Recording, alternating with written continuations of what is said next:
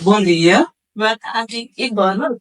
Esse é o Pode Projetar, um podcast feito de estudantes de design para outros estudantes de design que tenta reunir design e o amor pela leitura. Meu nome é Rodrigo. Meu nome é Clara. Eu sou a Brenda. E eu sou o André. E hoje nós vamos falar sobre o livro Design mais Artesanato, de Adélia Borges. Para começar, o que vocês acharam sobre o livro? Eu acho o livro super interessante, principalmente para a gente conseguir identificar e saber valorizar o artesanato, saber que o design e o artesanato vão andar sempre juntos. E você, Clarinha? É muito interessante porque a gente vê essa relação de designer e artesão e a gente tem mais inspiração para como trabalhar futuramente com o artesanato na nossa profissão, que é muito importante, esse processo de criação. É muito interessante ver realmente como o livro surge de uma forma orgânica, né? A Adélia, ela dá para uma mostra, para uma exposição, e aí ela identifica realmente essa intersecção, que talvez fosse um antagonismo em algum momento, e que acaba surgindo o livro. Então o livro surge a partir dessa exposição. Sim, eu acho muito interessante porque ela começa explicando, né, o que é o artesanato, como foi feito esse pagamento, não sei. E daí depois ela fala sobre a forma do trabalho, a forma dessa parceria entre nós designers e os artesãos. E isso é muito bacana. E é muito interessante que acaba que essa relação com o artesanato, por outro lado, permeia um design brasileiro, assim, permeia Sim. uma forma de fazer design brasileira, assim, ela acaba indo também falando um pouco sobre isso no livro. Até porque, assim, o artesanato é uma forma de você expressar a cultura, né? O artesanato alagoano expressa a nossa cultura, tem muito da gente, artesanato de outros estados, de outras cidades. Então, isso é o ser cidadão, é a nossa cultura que está ali internalizado na gente. E trazer isso para os nossos projetos de design é muito enriquecedor. Além das técnicas que a gente aprende com o artesanato também. São diversas técnicas, diversos materiais que podem ser usados. E a gente consegue identificar pelo material, pelas técnicas, né, a regionalidade de cada artesanato. Mas aí, nessa questão da regionalidade, assim, então, o artesanato, ele não só serve para fazer cuia, bacia, panela, né? Eu me remeto agora às panelas que são feitas no Muquem, lá nos Palmares. O artesanato vai além de utilitarismo, de fazer objetos com a função de utilização na cozinha ou em casa. Ele é uma manifestação cultural, como a Brenda falou. Para onde é que a gente vai?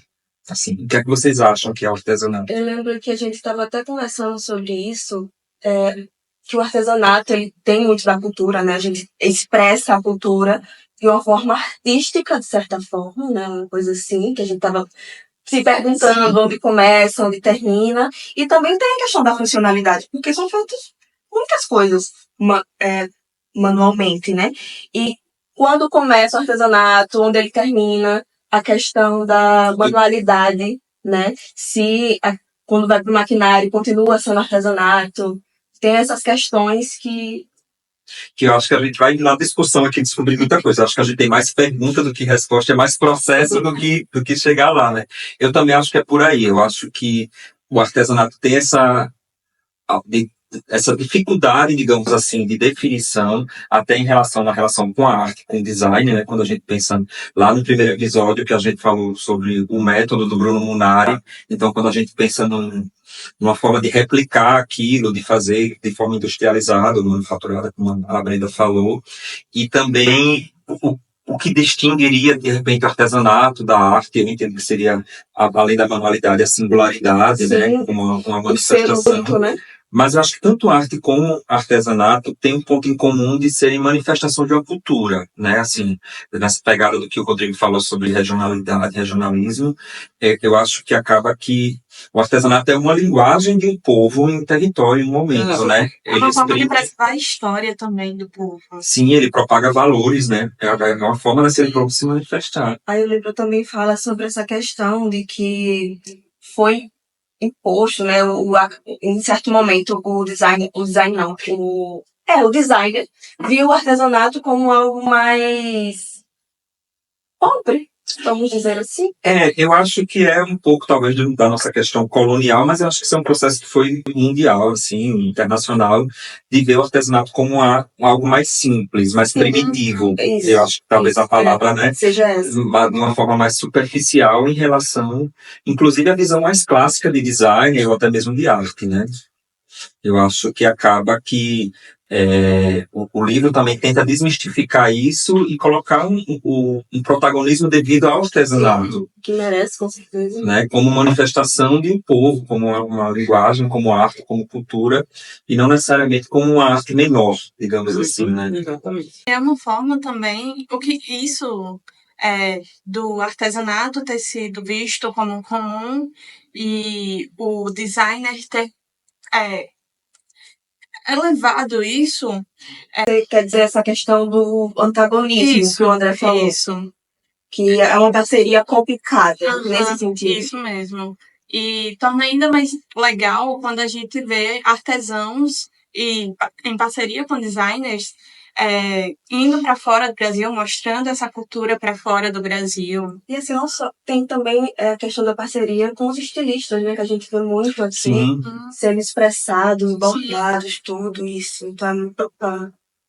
Acaba que o artesanato ele está permeando todas as áreas do design, e aí vai para a moda, vai para a questão dos interiores, vai para a questão de novas peças, inclusive, e realmente é uma relação, entre aspas, que em algum momento foi tida como antagônica, como até de rixa entre o designer, sobretudo quando a gente pensa naquela linguagem mais clássica do design de forma, função, e de que o design deveria ser facilmente replicável e facilmente reproduzido em qualquer lugar do mundo, ou seja, aquela visão do design universal, que o bom design é universal. É universal, sim. E aí, como a gente faz esse contraponto com algo tão singular e tão local como o artesanato, E né? de certa forma, como você falou aí, esse design ser universal, né? Acaba tirando um pouco da nossa identificação, por assim dizer. Porque se o artesanato ele é tão regional, ele é tão único, ele é tão nosso, quando a gente tira isso, o que sobra? Né? É padrão.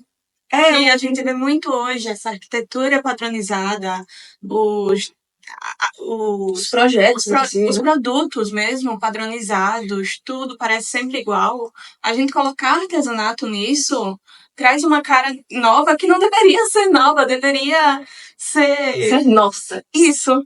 Boa. Ser nossa. Ser nossa e ser cotidiana, eu também acho que é por aí. Acaba que a gente vê muito, puxando para a parte dos interiores, que toda casa parece um showroom de loja, né? Sim, São os mesmos planejados, os mesmos eletrodomésticos, as mesmas cores, tudo bege e cinza, Fendi agora, né? Que papel picado. Eu acho que, ultimamente, o artesanato ele tem voltado a ter o devido valor, né?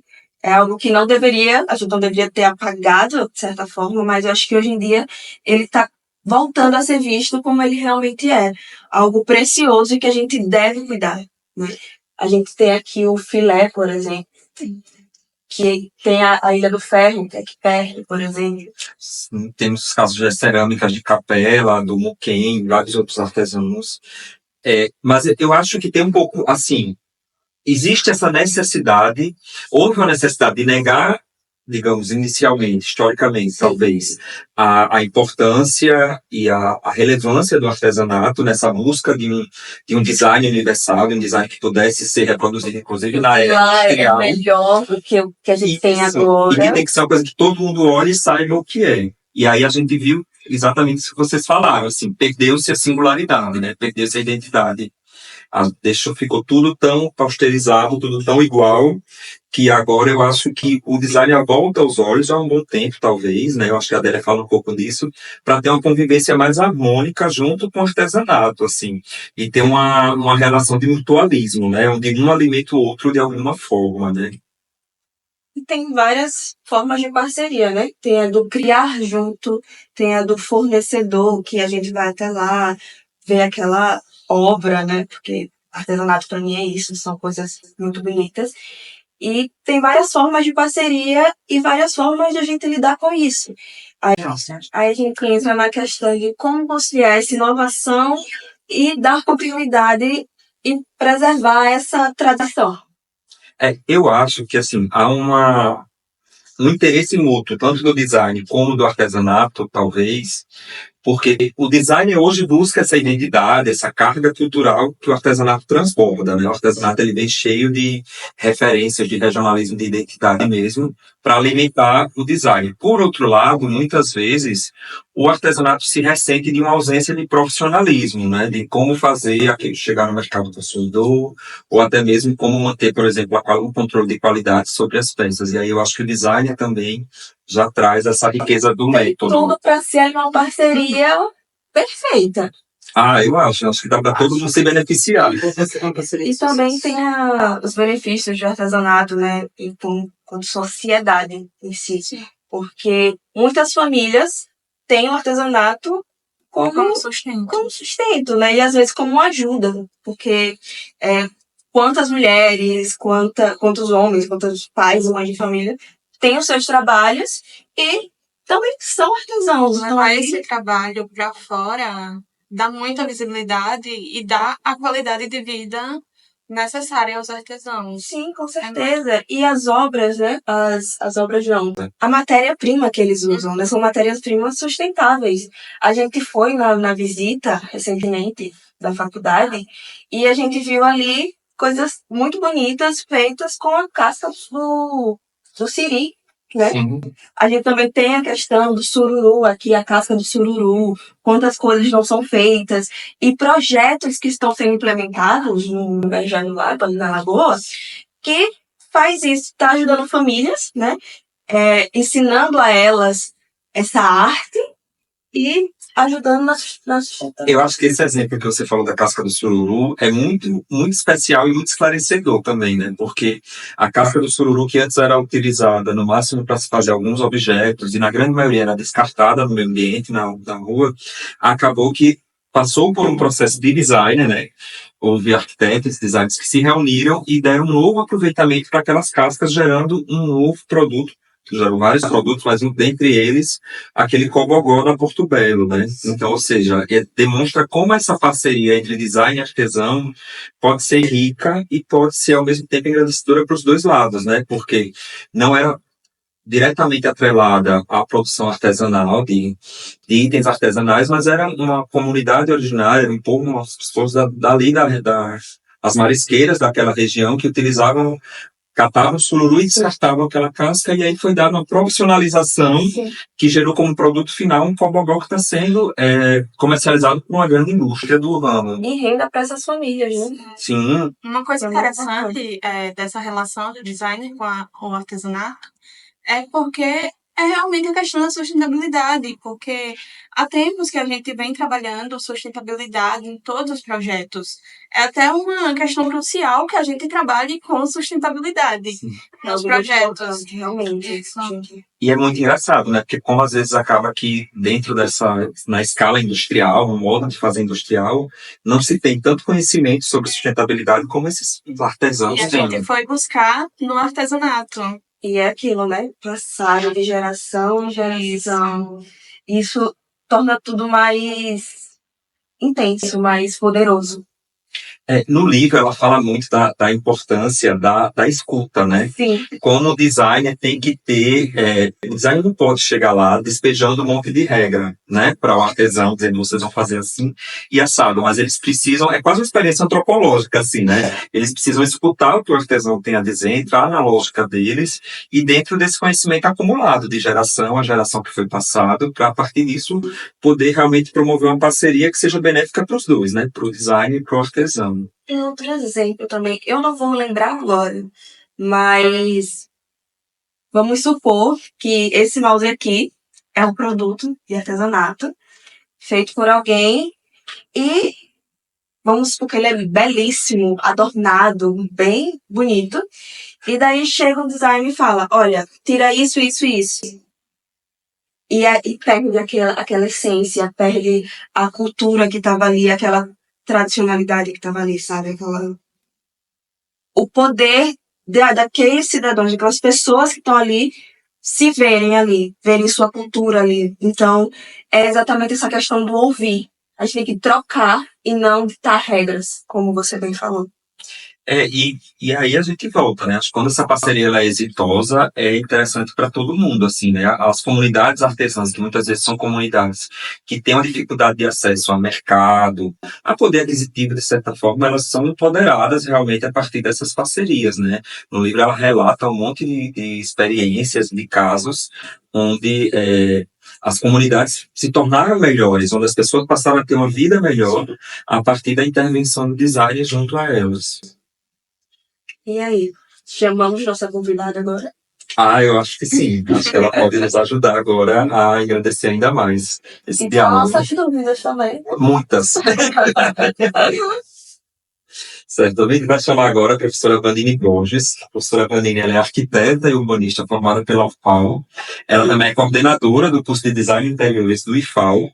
Ela tem mestrado pela UFAL, com ênfase em preservação da arquitetura moderna em Maceió, e ela é doutora pela Universidade de Auckland, na Nova Zelândia, com especialização, digamos assim, com um enfoque na arte popular brasileira. Por favor, professora Vanine. Palmas. Obrigada. Foi ela que nos indicou esse livro maravilhoso. Isso, o livro veio com a sugestão da professora Vanine e realmente se mostrou maravilhoso. Não só com conteúdo de leitura, mas também como imagens, né? O livro nos explica várias imagens interessantíssimas.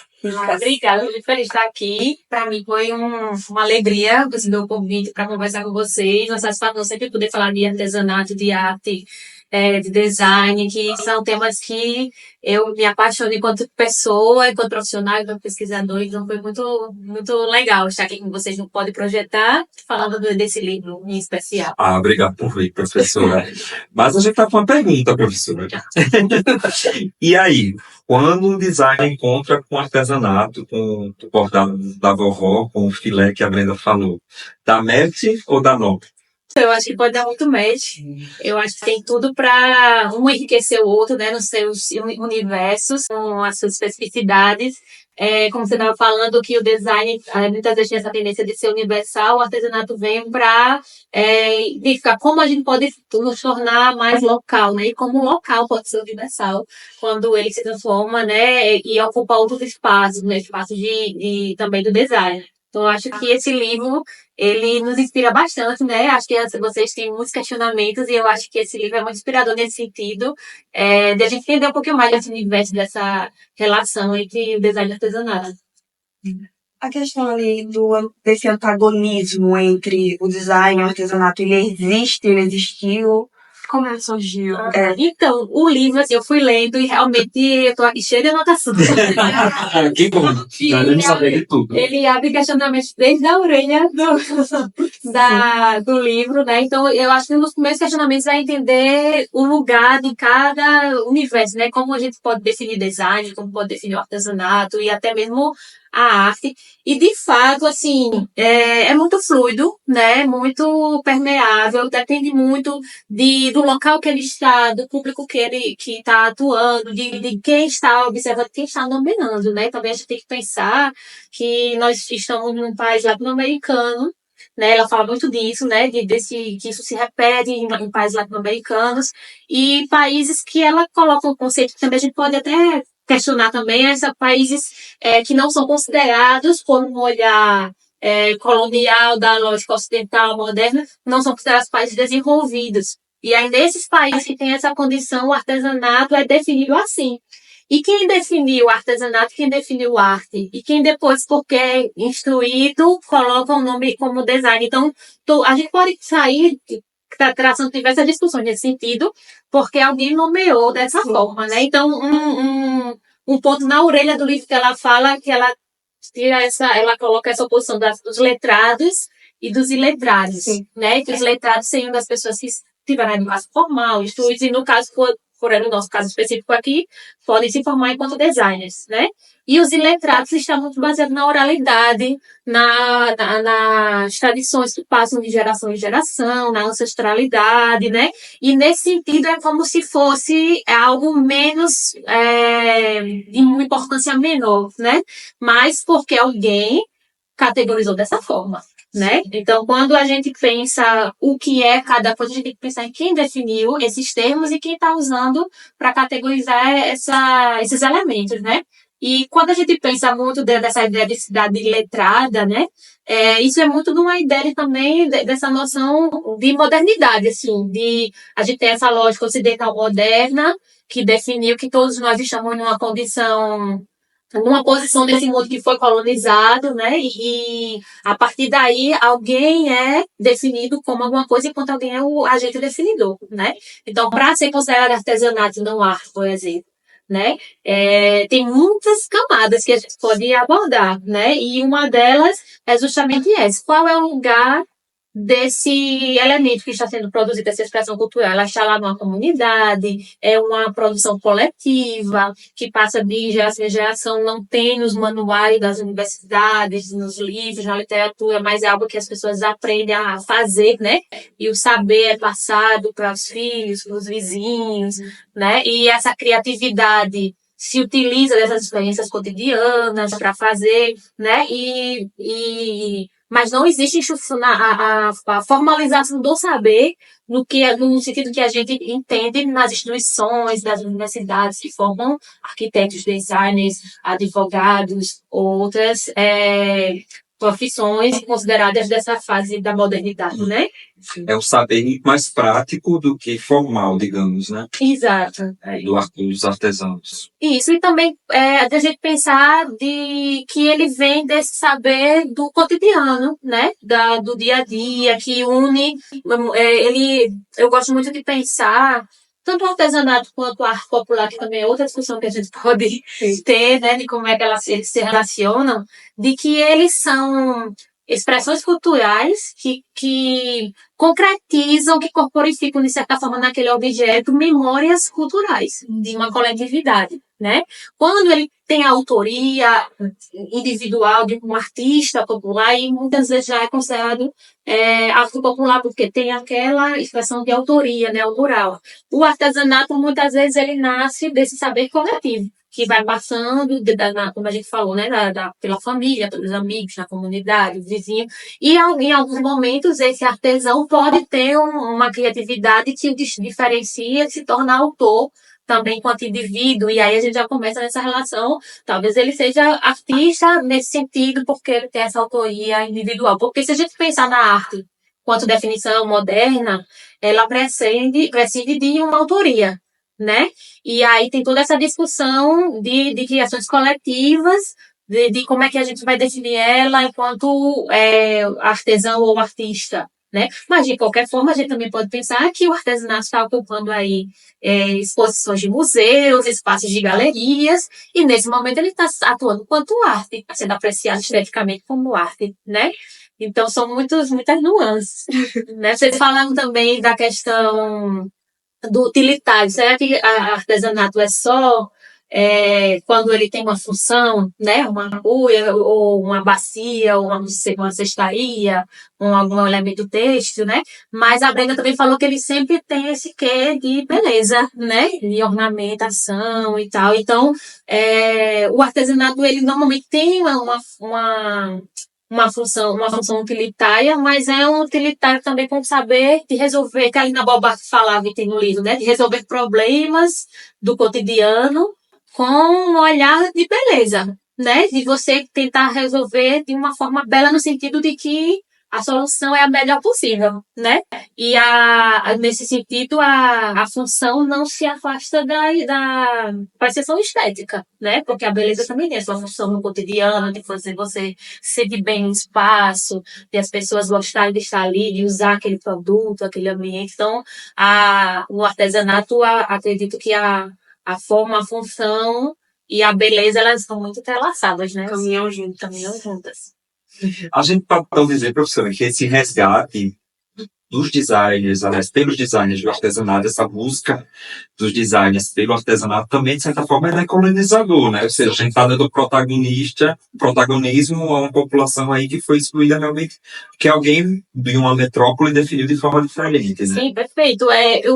Esse entendimento de a gente colocar no centro essas expressões criativas populares também é uma forma de decolonizar esses centros, né? De quem foi colocado no centro e quem é que está na periferia. Como é que eu posso recentralizar e redistribuir essas centralidades para que essas pessoas que sofreram historicamente em situações de opressão possam agora ocupar esses outros espaços, né? Então, quando uma comunidade popular tem valorizado a sua produção cultural e essa produção sai daquela comunidade e ocupa uma galeria de arte, isso também é recentralizar e redefinir. É dar voz também a essa população, né? Exato. Claro que a gente também tem que pensar nas possibilidades que isso traz de exploração desses grupos, né? Quando eles podem ser somente apropriados, né? Por isso que essa relação de parceria tem que ser muito, muito bem resolvida, muito bem estabelecida. E até a Adélia fala, acho que já no final do livro, eu estou me antecipando. Sim, porque pelo menos eu estou gostando muito, está todo mundo, né? Então ela fala no final do livro que as relações também são relações trabalhistas, que têm que ser muito bem definidas e de como é que cada um vai atuar nesse acordo, né? Então, quando respeito mútuo, né? do respeito, da ética, né? Por exemplo, como vocês falaram, às vezes é só um fornecedor, às vezes é um criador em parceria, que vai criar junto e ter uma autoria ali, né? Então, se essa parceria é estabelecida desde o início, a gente diminui bastante a chance de ter uma exploração aí no processo e que a comunidade não tenha ganho nenhum e somente o designer ou o artista visual que acabou se apropriando daquela inspiração saia ganhando no final, né? Então, é um jogo, assim, de balanço bem sensível, assim, que as pessoas têm que estar atentas o tempo todo para não explorar no afã de querer fazer, como ela diz, o design social, ou de dizer, a gente está decolonizando porque eu estou valorizando agora o que é nosso, não acabar somente sugando e não devolvendo nada para a comunidade, né? O livro ele traz vários casos de parcerias exitosas, né, entre designers e artesãos, fala acho que do Carlos Jefinho e outras formas também.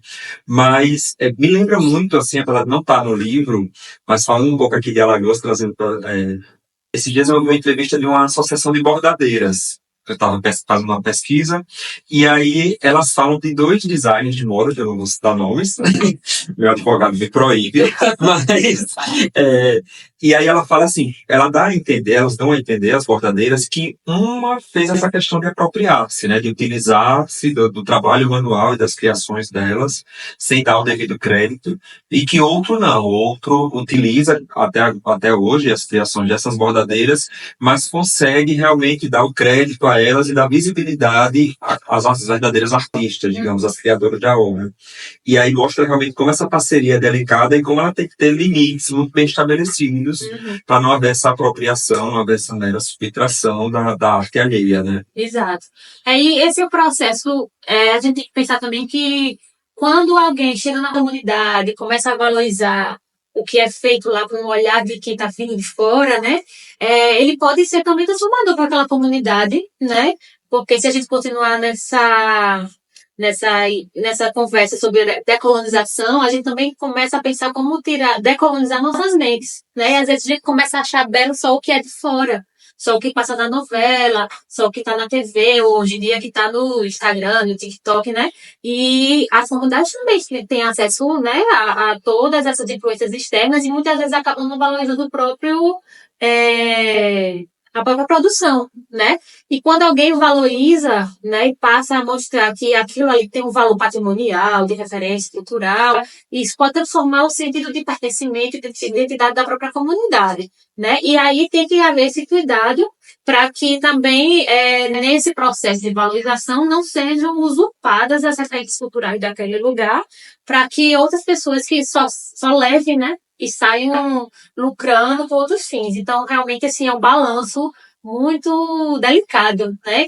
Que tem que ser vivido assim, e justamente com essa função de estar realmente escutando e ouvindo e interessado na comunidade para que ela se sinta também que participante, né, de todo esse processo, né, de valorização.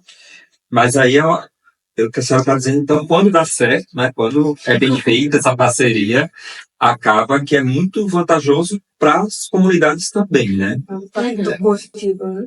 Há um empoderamento, além da geração de renda, além de acessos a mercados de repente, e a visibilidade, há também o empoderamento dessa população que muitas vezes é marginalizada, muitas vezes Sim. não é vista, né? Sim, a gente tem o exemplo do Vale do Jequitinhonha mesmo. Lá, especificamente, a gente tem tem casas de artesanato e arte popular, dependendo do contexto. Um dos exemplos são as bonecas de barro, né, que são feitas no Vale. E aquilo tudo começou com a Dona Isabel vendendo nas feiras e começou a ter essa valorização externa. E hoje as mulheres são protagonistas do espaço, né, e elas são as mantenedoras de suas famílias, têm uma renda, transformaram o que era chamado o Vale da Pobreza, né, do Brasil, hoje é um vale de riqueza cultural e que as pessoas querem visitar, querem conhecer, querem ter uma peça, né? Então, isso pode realmente transformar a vida de muitas comunidades.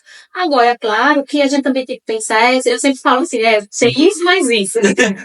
Mas é bom você ter essas duas perspectivas. Nem tudo é preto no branco, né? Tem muitas escalas, tons de cinza aí que a gente tem que considerar, porque o artesanato ele se desenvolve num contexto mercadológico, né?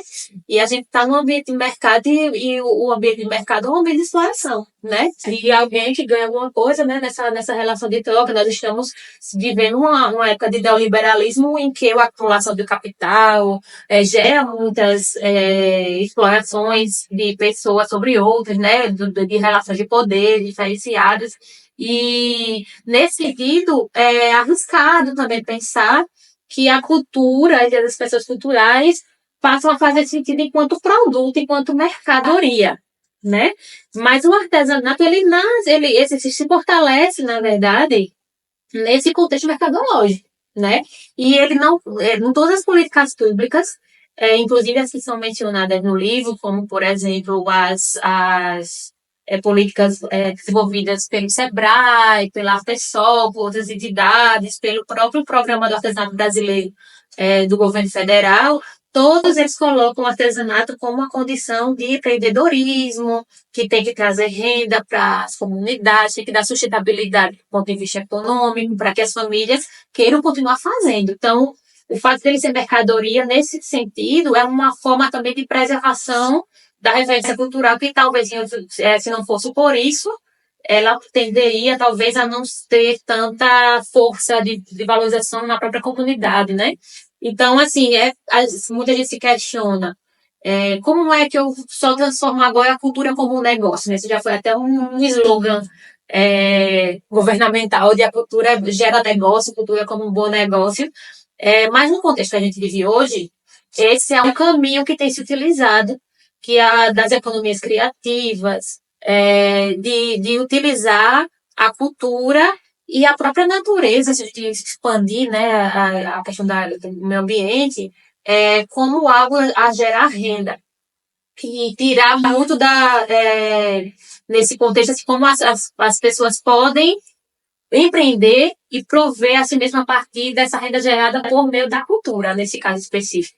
Então, tem essa ideia de a cultura que começa a fazer sentido enquanto mercadoria, mas também a gente não consegue discutir hoje o artesanato se não for nesse contexto. Porque, desculpa, né? Não, porque ele nas comunidades, só curiosidade. geracionalmente, né, nos seus primórdios, claro que ele inicia sendo utilitário para as comunidades, tendo uma função, seja diversa, né, utilitária, religiosa, mesmo de apreciação estética, de festividades, celebrações, mas ele começa a sair das comunidades e ocupar outros espaços e ter interesse de outras pessoas quando existem os consumidores, né?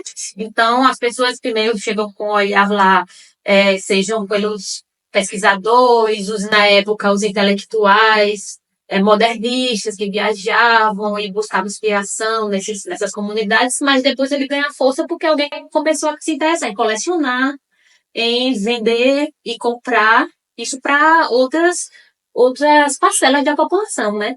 É interessante essa visão do mercado, né, que é visto como de uma coisa predatória, como uma coisa até aviltante, mas que ao mesmo tempo pode ser utilizado como ferramenta de preservação do artesanato, né?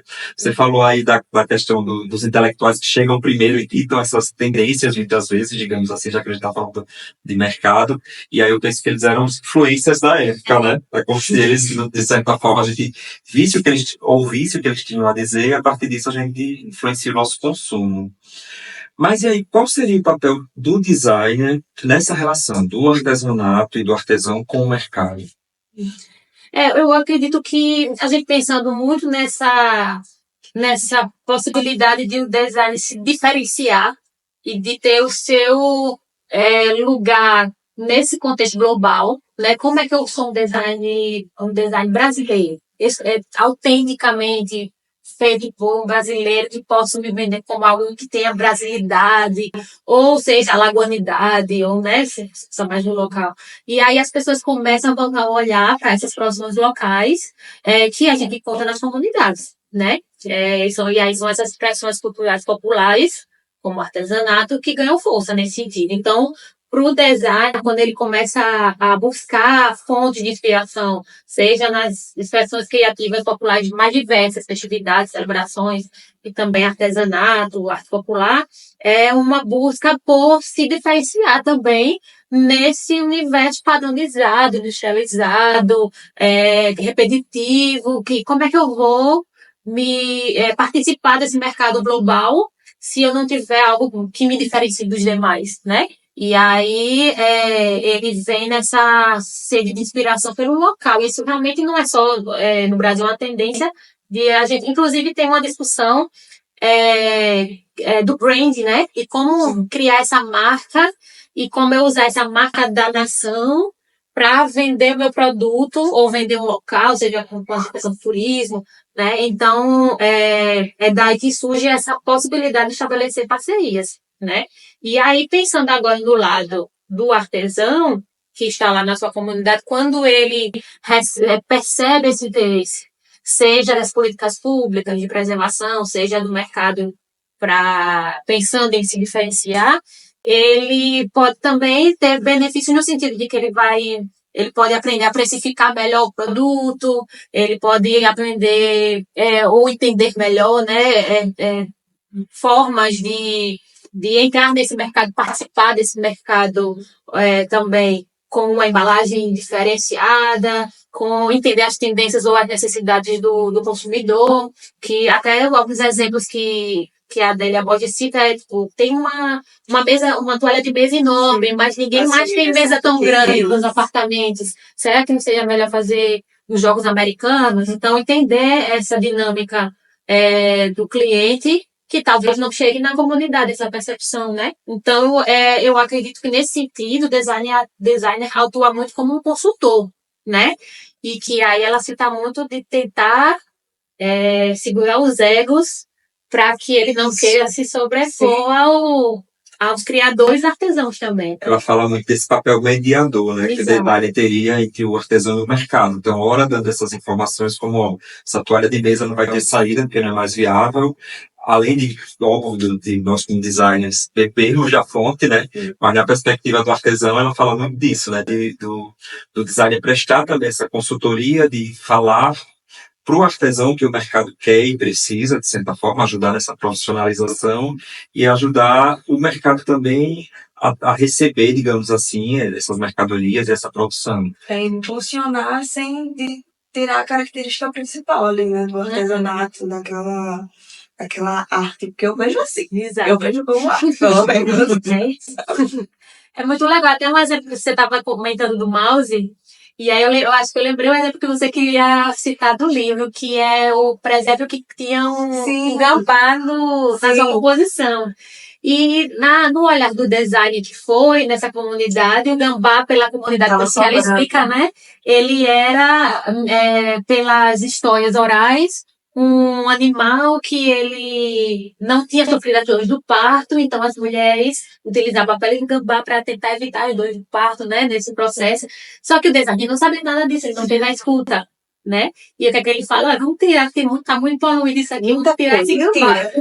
E aí perdeu totalmente e virou mais um presépio, né? Perdeu a identificação do local que diferenciava o objeto. Acho que era isso. Era isso, Virou apenas um presépio, né? Deixa de ser um Exato, presépio daquela comunidade, né? Que representa, fala a linguagem daquela comunidade para ser um produto de balcão qualquer, né? Interessante. Foi muito legal. Eu acho que acaba que, assim, esse exercício da escuta, né? Do designer, do artesão, dessa intersecção mútua sem hierarquia, né? É muito importante, essa sensibilidade, né? Essa formação humana mesmo, que eu acho que talvez para os designers seja mais íntimo, né? Assim, de olhar, de tocar o outro, o universo do outro, permitir ser tocado, né? Permitir ser permeado e ao mesmo tempo influenciar, tudo com um objetivo comum, né? Com um bem comum. Acho que vai um pouco por aí. Há esperanças para que no futuro essa parceria seja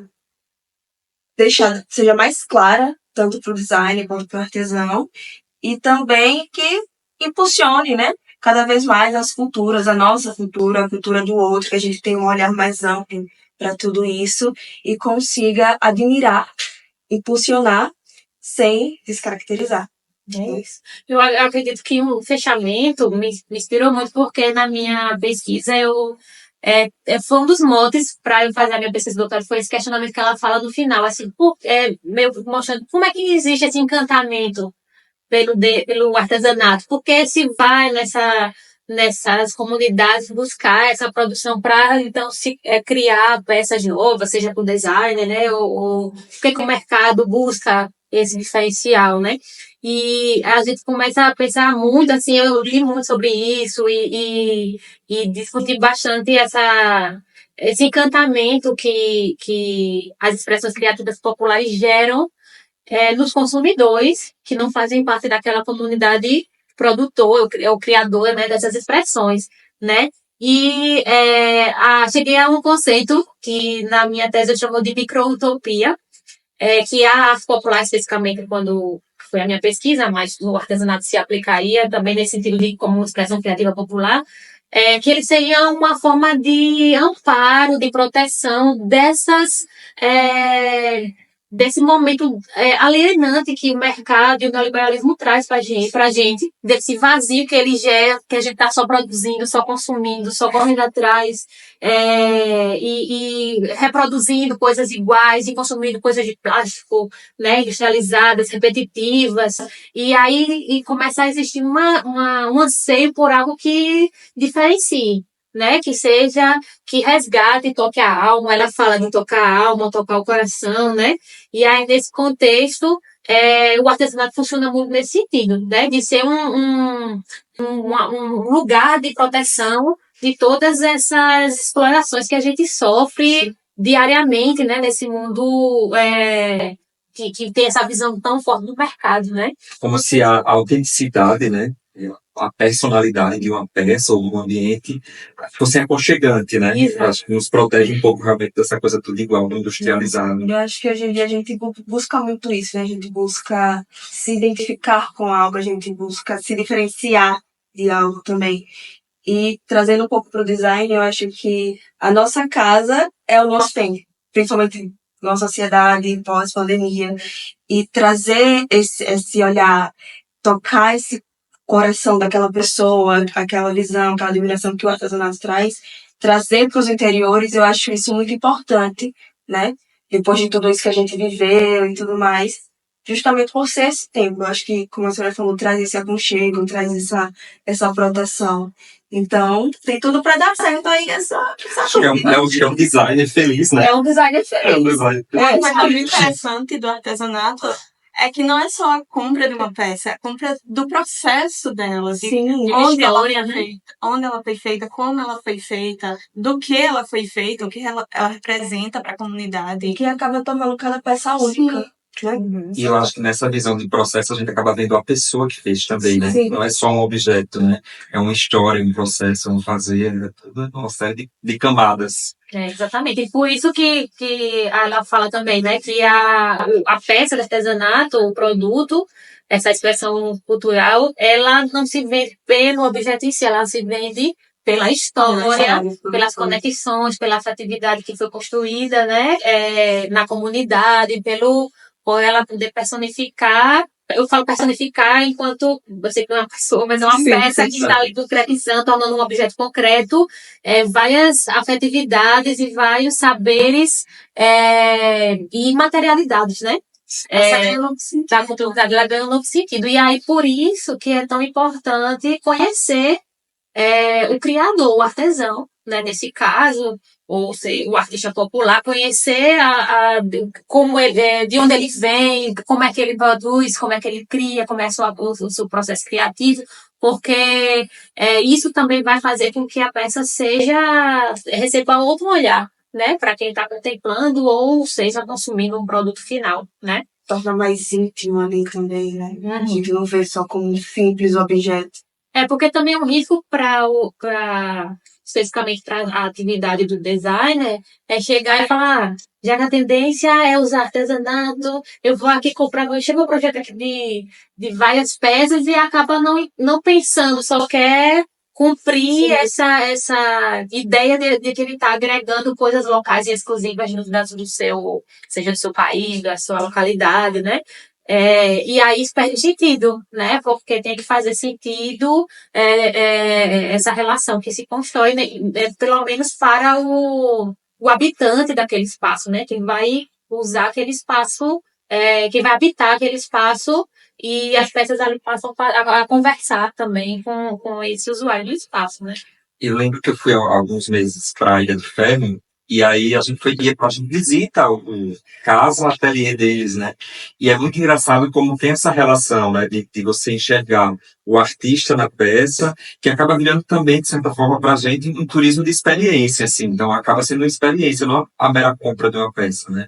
Eu fui na casa do Petrone e ele e a mulher dele ficaram horas com a gente lá, tava eu e duas amigas, e eles ficaram com a gente conosco lá, pegaram banana do quintal deles, pegaram pitanga, serviram pra gente, conversaram com a gente, contaram causos, e aí depois nós compramos as peças. Então eu acho que a importância de conhecer o artista, né, de dar visibilidade ao artista, acaba dando mais significado à peça e à experiência mesmo de levar aquilo para casa.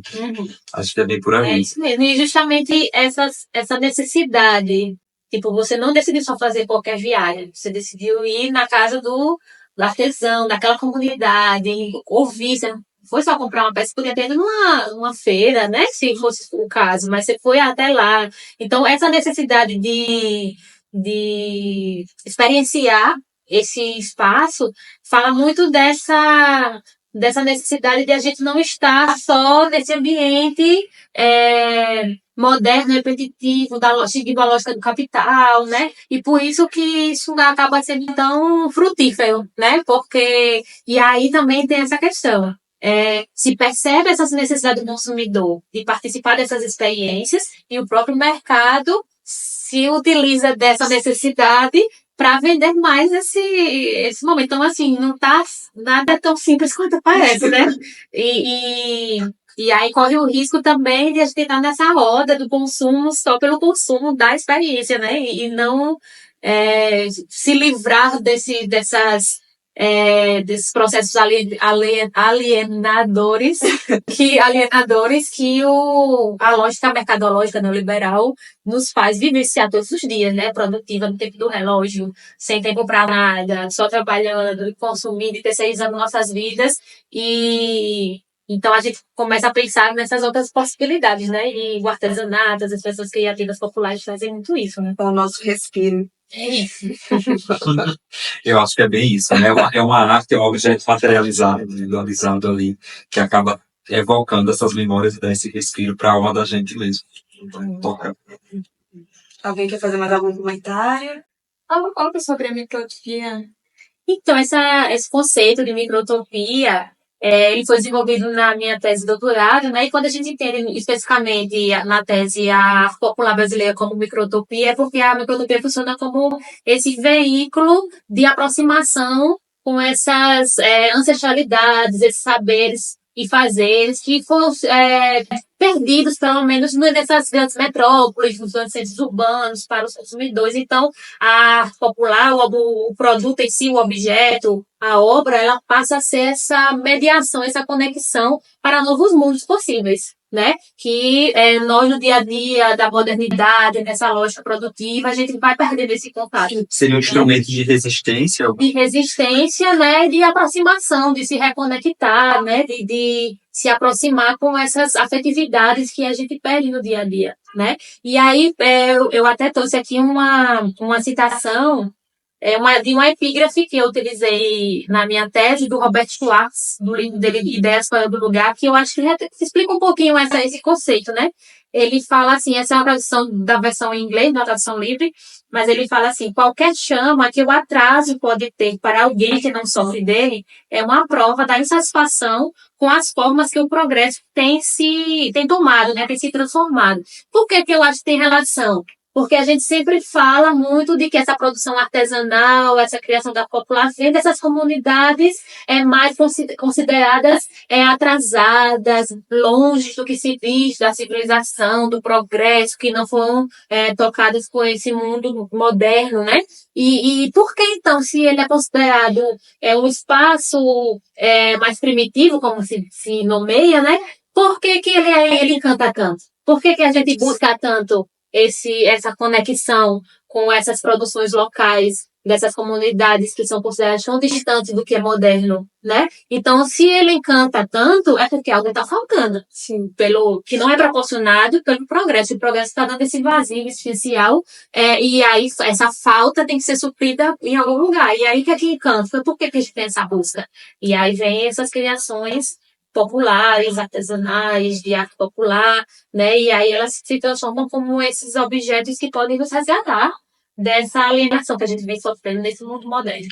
Até porque, de certa forma, né, como o artesanato também é uma forma de sofisticação, né?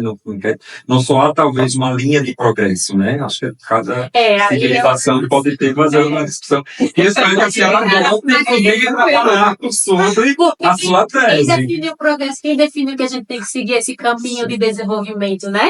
Então tem toda uma discussão aí da geopolítica mundial, né?